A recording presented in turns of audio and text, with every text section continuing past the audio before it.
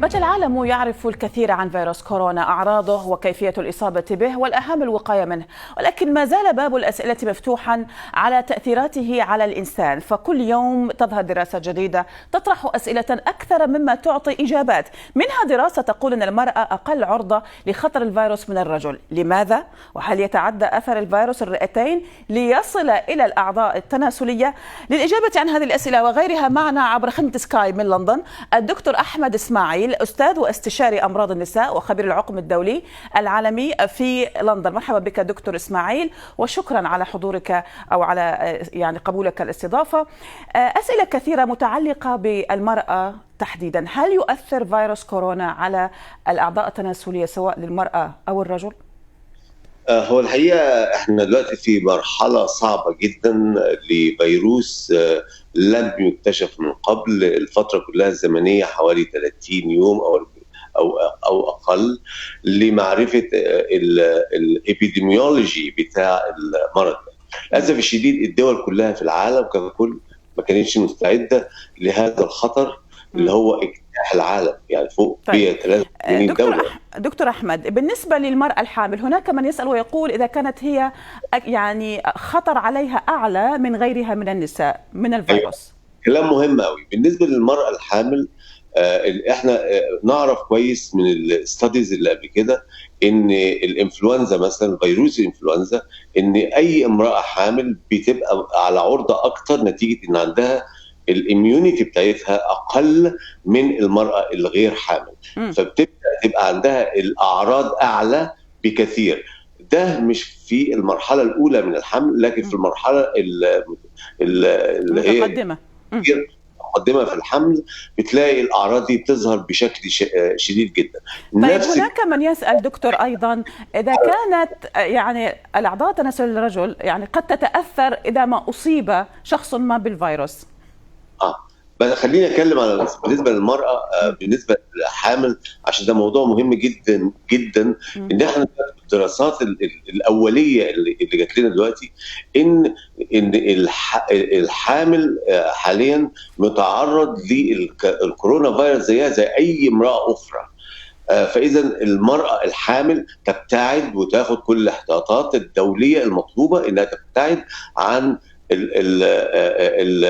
العرضه للكورونا فيروس، علشان لو تعرضت للكورونا فيروس هيبقى الاعراض عندها اعلى واشد.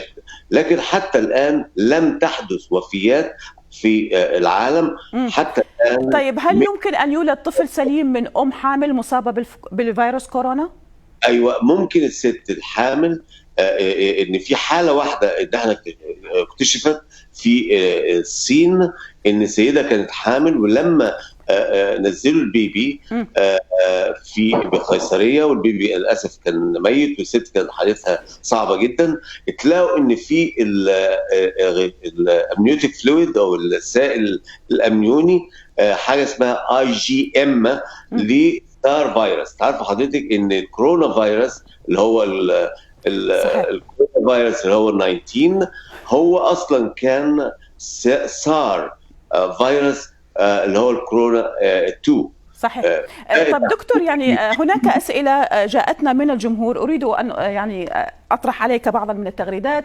هناك أحمد يقول الأطفال والنساء تأثير أقل بالنسبة للفيروس عليهم، هل هذا صحيح؟ هو قطعا هي الاحصائيات حتى الان اللي احنا شفناها خاصه بالنسبه في ايطاليا اللي هي الاعداد كتيره جدا اللي هي موجوده حاليا في ايطاليا. لقينا ان نسبه الاصابات اعلى في الرجال عن السيدات. طبعا معروف ان الاسباب الاتيه ان نسبه المدخنين في الرجال اعلى من السيدات، وده خطر شديد جدا بيصيب الرجال. نمره 2 ان الرجال معرضين لعرضه اكثر للامراض المختلفه اكثر من السيدات. طيب. فمعظم السيدات هيلثير او صحتهم احسن من الرجال نفسهم اكثر. طيب هنا سؤال من باسم يقول من اصيب بالفيروس هل تتكون لديه مناعه بان لا يحدث الفيروس مره اخرى او لا يصاب بالعدوى مره اخرى؟ حتى الان احنا بنقول ايوه اللي بياخد الاصابه بالفيروس بيحصل له مناعه، لكن للاسف الشديد ظهرت حالات خدت الاصابه واصيبت مره اخرى، وده بدا ان هو يطرح سؤال: هل فعلا المناعه دي بتتم او لا تتم، او لبعض الناس بتتم والاخرين لا تتم، ما زالت تحت الابحاث. دكتور أحمد إسماعيل، استشاري أمراض النساء والأستاذ في العقم الدولي، شكرا جزيلا لمشاركتك معنا.